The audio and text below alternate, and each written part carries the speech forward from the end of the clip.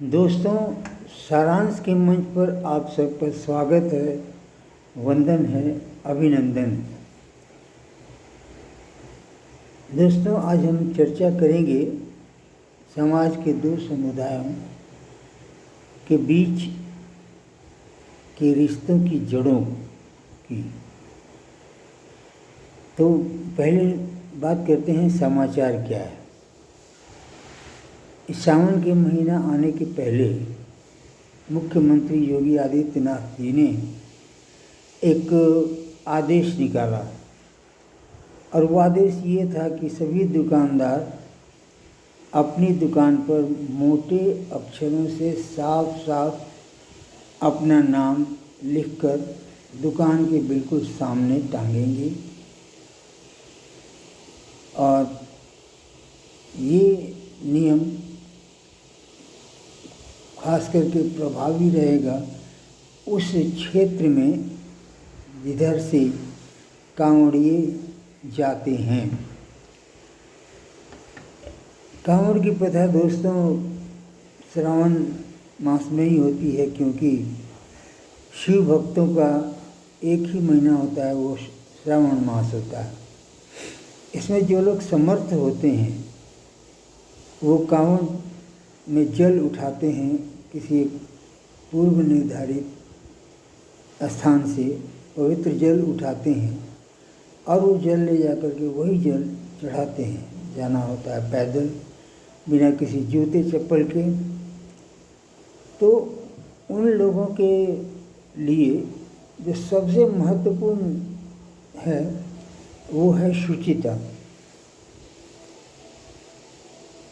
और अगर वह नष्ट हुई तो उनकी कांवड़ यात्रा ही नष्ट हो जाएगी।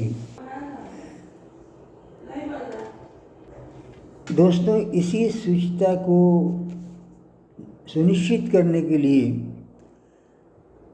योगी आदित्यनाथ जी ने ये आदेश निकाला था। इस आदेश का पालन हुआ और बाज़ार की तस्वीर ही बदल गई। यानी मैं कहना चाहता हूँ कि अब जो पहले के होटल जो थे, अब वो किस रूप में हो गए सो देखिए। शिव सात्विक ढाबा, प्रोप्राइटर नूरुल हसन। दूसरा है शुद्ध वैष्णव भोजनालय, प्रोप्राइटर है रिजवान अंसारी।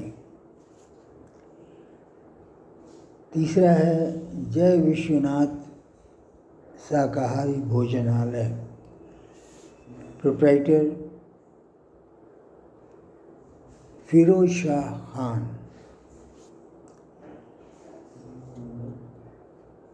इससे एक बात जो स्पष्ट होती थी, सामने आती थी, वो ये कि नाम आप दुकान का किसी तरह का भी रख लीजिए, लेकिन आप अगर नाम अपना डिस्प्ले करते हैं तो उससे आपकी नाम, आपकी पहचान, आपका धर्म डिस्प्ले होता है।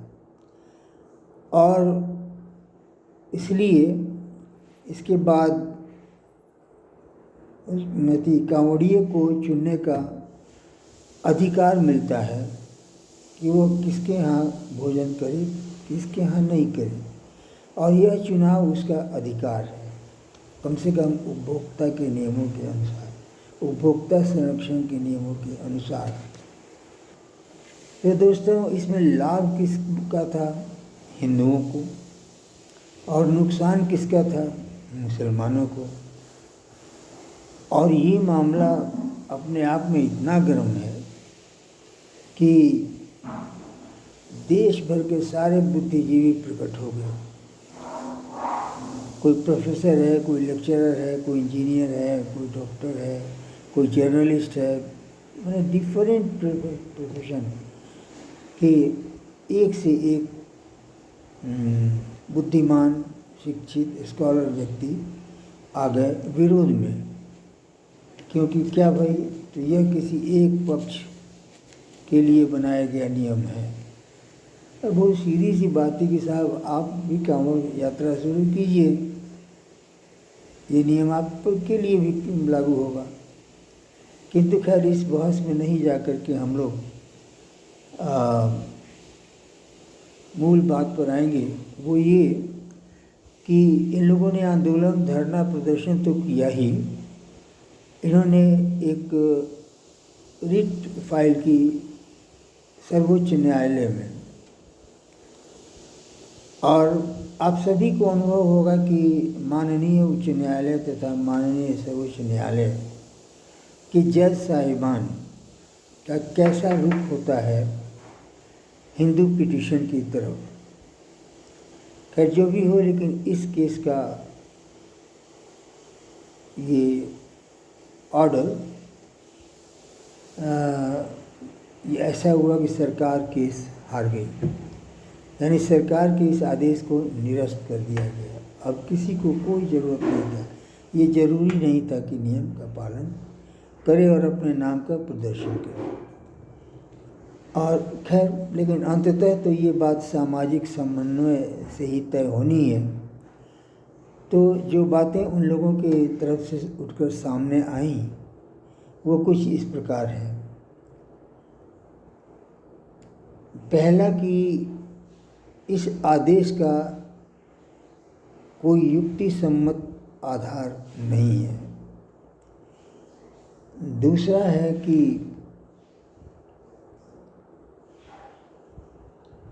ये नाम दिखाने अथवा नहीं दिखाने का अधिकार दुकानदार को होता है।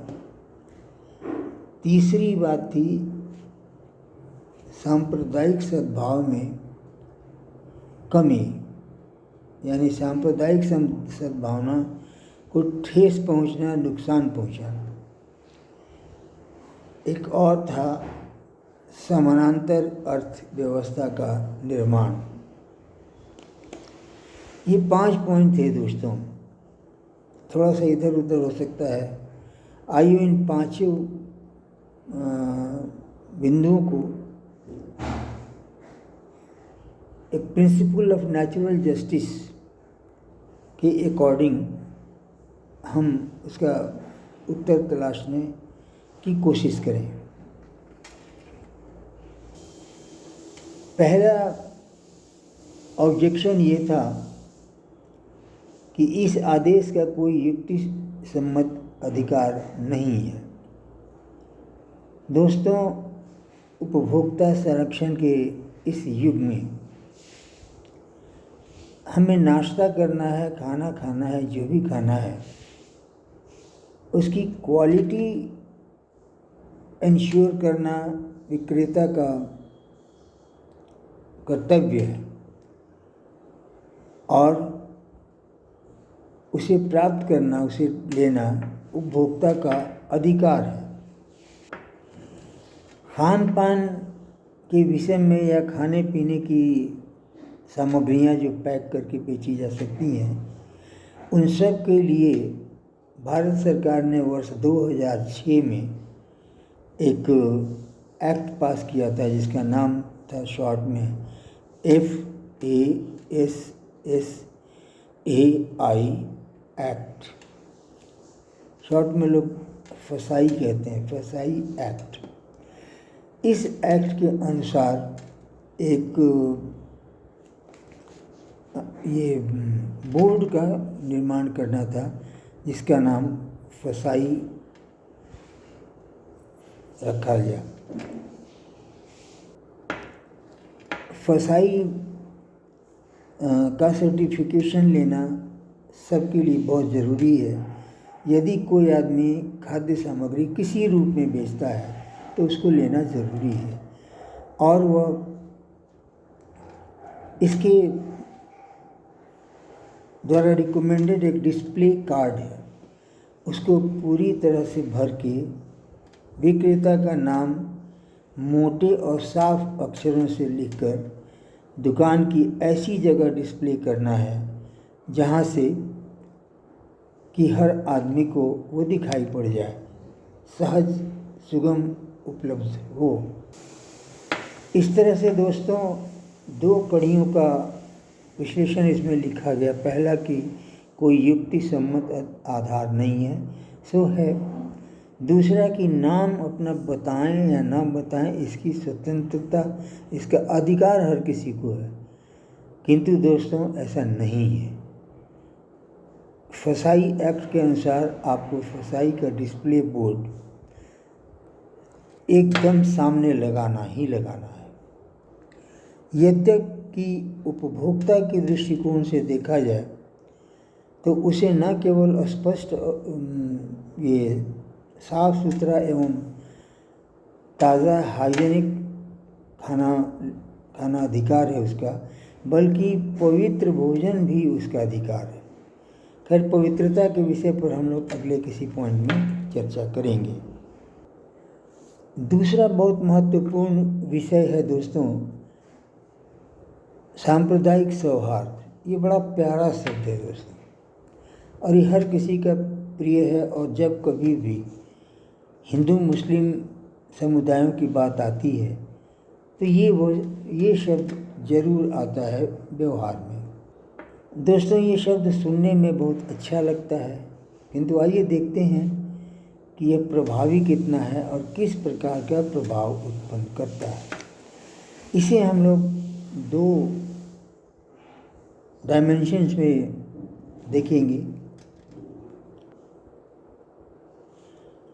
पहला बिंदु है कि नमाज के लिए पूरी सड़क को घेर कर बैठ जाते हैं सजदे में। दूसरा बिंदु है कि कोई भी सरकारी भवन जिसका कैंपस थोड़ा बड़ा हो, जिसमें ज़मीन उपलब्ध हो खाली, वहाँ पर नमाज पढ़ने के लिए उसका उपयोग करना। अगला बिंदु ये है कि अल्लाह ही इस दुनिया में सब कुछ करता है। उसकी मर्ज़ी के बगैर यहाँ इस दुनिया में कुछ भी नहीं होता, इसलिए जो कुछ करना है उसी को करना है। ये बात इस्लामिक ग्रंथों में लिखी हुई है, जैसे स्कॉलर कहते हैं। लेकिन इस धरती पर सर तन से जुदा का अधिकार आदमी को मिला हुआ है, जो अपनी मर्जी से तय करेंगे कि इसका सर तन से जुदा करना है और उसके बाद वो कर देंगे। यहाँ पर खुदा की खुदाई मायने नहीं रखती है शायद। दोस्तों, कोई भी जुलूस मूर्ति विसर्जन का हो या शोभा यात्रा का हो, उस पर पत्थर फेंके जाते हैं, पेट्रोल बम से हमला किया जाता है और उसके बाद उस पर फिजिकल अटैक होता है, अस्त्रों से अटैक होता है, लूटपाट एवं आगजनी की घटनाएं होती हैं। ये है हमारा सौहार्द। एक और घटना को इससे जोड़ा जाना बहुत ज़रूरी है कि शारदा के 36 टुकड़े करके फ्रीज में रख दिए गए। ये है हमारा आपसी सौहार्द। दूसरा आयाम धर्म ग्रंथों को लेकर है। पहला ये कि हम किसी भी ईसाई से कहें कि एक सिचुएशन जान लीजिए जिसमें कोई भी हिंदू ईसाई होने को तैयार नहीं है, उस हिंदू के लिए आपका ग्रंथ तथा आपका धर्म, रिलीजन क्या कहता है, ये पूछ के बताइए। दूसरा बिंदु, यही सवाल एक मुस्लिम दोस्त से कीजिए कि ये समझ लो भाई कि धर्मांतरण के लिए कोई तैयार नहीं है, तो उसके लिए आपके ग्रंथ में क्या व्यवस्था है और मजहब उसके साथ क्या व्यवहार करने की बात करता है। ये सारी बातें यदि आप जान लीजिए, या आप या जो कोई भी इससे कंसर्न है वो जान लें, उसके बाद ये मान लेंगे कि सद्भावना नाम की कोई चीज़ ये होने नहीं देंगे, क्योंकि इनकी मज़हब और इनके धर्म में, रिलीजन में लिखा ही हुआ है कुछ अलग बात, कुछ अलग सिद्धांत, कुछ अलग आदेश। चौथा बिंदु है दोस्तों समानांतर अर्थव्यवस्था का निर्माण। यानी योगी आदित्यनाथ का यह आदेश, जिसे कोर्ट ने मना कर दिया लागू होने से, किंतु यदि ऐसी कोई व्यवस्था की जाती है तो वो एक पैरेलल इकोनॉमी का केस होगा। दोस्तों, हम यदि पैरेलल इकोनॉमी का कोई प्रावधान करेंगे, उस तरह के एक्ट करेंगे, तो ये डेफिनेट है कि ये बात नॉलेज में आएगी, इसका कॉग्निजेंस लिया जा सकता है और तब ये बताया जा सकता है कि ये हलाला सर्टिफिकेशन क्या समानांतर वित्तीय व्यवस्था को नहीं बनाता है। तो हमारे समाज में ये नहीं कि उनके साथ और मेरे साथ, हमारे समाज में किसी भी तरह का समानांतर आर्थिक वित्तीय व्यवस्था नहीं होनी चाहिए। हम भी स्वीकार करते हैं कि ये होना गलत है, किंतु दूसरे गलत को भी प्रकाश में लाने के लिए शायद ऐसा करना ज़रूरी होता है। आखिरी बिंदु है दोस्तों, ये ऐसा करने से मुस्लिम बिरादरी का वित्तीय बहिष्कार होगा। तो दोस्तों, इससे अगर किसी को नुकसान है तो उस नुकसान के बारे में सोचने की जवाबदेही या सोचने का दायित्व हिंदुओं के ऊपर क्यों आता है, यानी क्यों डाला जाता है, जबकि वो हिंदुओं के धर्म से कोई मतलब नहीं रखते हैं। बल्कि उनका एक बहुत प्यारा सा शब्द है गज़वाए हिंद, और हर मुसलमान गज़वाए हिंद में लगा हुआ है इस विधि या उस विधि से। तो दोस्तों, हमें साफ सुथरा, स्वच्छ, गरम, ताज़ा और हाइजेनिक भोजन करने का अधिकार तो है ही, हमें पवित्र खाना खाने का भी मौलिक अधिकार प्राप्त है। हमारा धर्म जिस तरह का भोजन कहता है उसकी स्वतंत्रता संविधान देता है। लेकिन हमारे भोजन को दूषित करने के ख्याल से भी तथा अन्य और विचारों के साथ ये बस गज़वाए हिंद करते हैं और उसका ये जैसे उसका पहला है ये साउंड जिहाद, यानी दिन में 5 बार लाउड स्पीकर से अरबी भाषा में ये कहते हैं कि इस धरती पर, इस दुनिया में केवल अल्लाह ही पूजा करने के लायक है और कोई नहीं है। इस सृष्टि में केवल अल्लाह का स्थान है, कोई और नहीं है।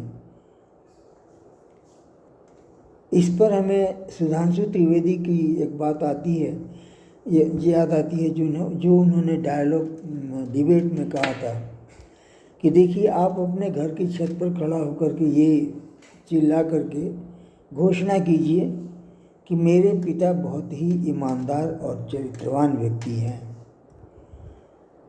यहाँ तक में हमें कोई शिकायत नहीं है, कोई दिक्कत नहीं है।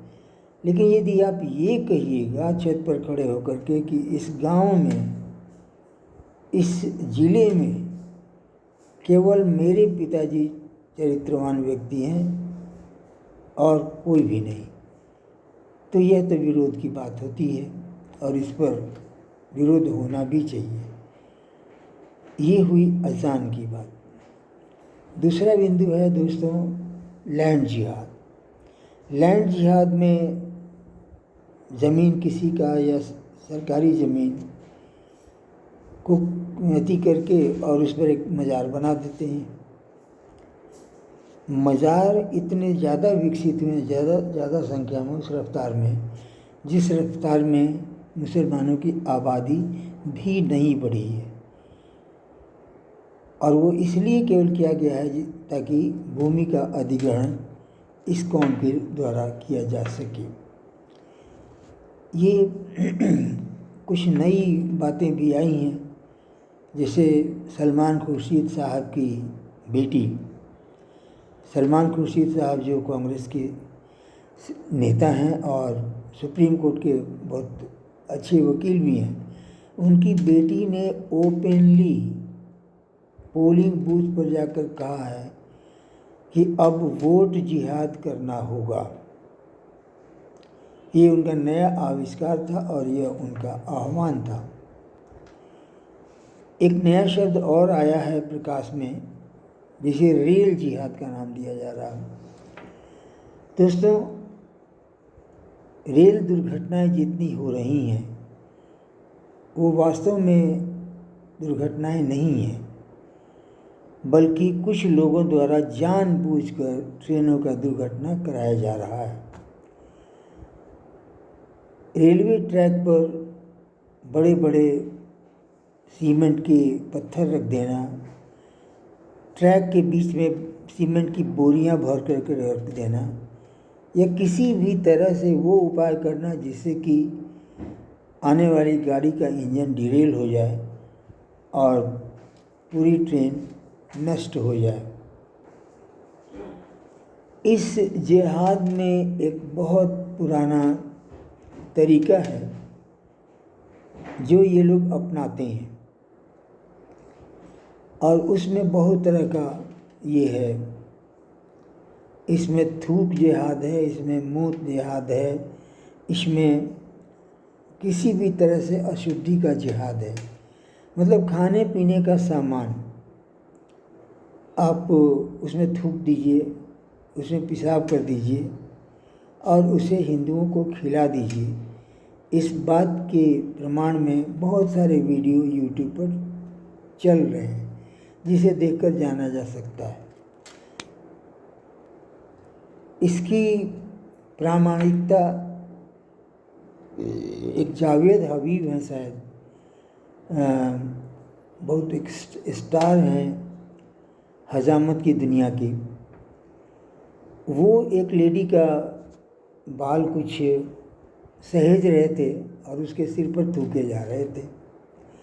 बाद में मामला लीक हुआ और जावेद साहब ने आकर मीडिया में खुलेआम माफ़ी मांगी। इसके अलावा दोस्तों, एक बहुत ही मोटी बात की जाए, जिसे दो संयोग से दोनों महिलाएं हैं और बहुत ही महत्वपूर्ण पद धारण करती हैं, जिसमें एक है निखत अब्बास, नाम गूगल पर ढूंढिए मिल जाएगा। दूसरा है नाजिया इलाही खान, ये भी सुप्रीम कोर्ट की लॉयर हैं, रिप्यूटेड लॉयर। इन दोनों ने अलग अलग मौक़ों पर लोगों को समझाने के लिए एक बात कही कि मियाँ तुम एक बात बताओ, अगर तुमने रोज़ा रखा है रमज़ान में और उसकी इफ्तार पार्टी वहाँ पे रखी गई हो जहाँ पर कि सूअर का मांस पकता है, ये घोषित है यहाँ सूअर का मांस पकता है, किंतु आपके खाने में सूअर का मांस नहीं मिला होगा, लेकिन बर्तन तो वही है, बर्तन तो एक ही है। क्या आप वहाँ कभी भी इफ्तार करना पसंद करेंगे? बिल्कुल नहीं, और आप तौबा तौबा करते हुए निकल के भाग जाएंगे। तो दोस्तों, यही अधिकार हिंदुओं को भी है। जब कभी भी उनका कोई व्रत अनुष्ठान चलता हो, उस वक्त ये उनके चुनाव का अधिकार है कि जिस बर्तन में गौ मांस पकता हो उसी बर्तन का बना हुआ खाना वो खाएं या नहीं खाएं, यह उनकी स्वतंत्रता है। और दोस्तों, सारांश ये कि जो बात लागू होती है अंततः वो है अपने अपने धर्म की, अपने अपने मज़हब की। हिंदू धर्म कहता है सर्वे भवन्ति सुखिनः सर्वे भद्राणि पश्यन्ति, या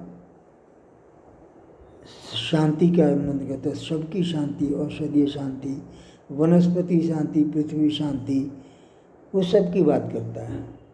लेकिन दूसरे धर्म के का जो ये हैं धर्मगुरु, उनका कहना है कि नहीं, केवल हमारे धर्म के लोग पवित्र हैं और बाकी जो भी हैं वो अपवित्र हैं और इस धरती पर रहने के काबिल नहीं है, ऐसा कहा जाता है। और वहीं से हमारा अंतर अलगाव शुरू होता है। इस अलगाव की बुनियाद जिसका धर्म हो, उसमें सांप्रदायिक सौहार्द एक बहुत ही प्यारा शब्द है जो सुनने में अच्छा लगता है। तो दोस्तों, ये चर्चा यहीं समाप्त होती है और हमारा वीडियो भी यहीं समाप्त होता है। यहाँ तक साथ देने के लिए आपका बहुत बहुत आभार। और दोस्तों, फिर दूसरा वीडियो लेकर आपसे मिलते हैं। तब तक के लिए धन्यवाद, नमस्कार, प्रणाम।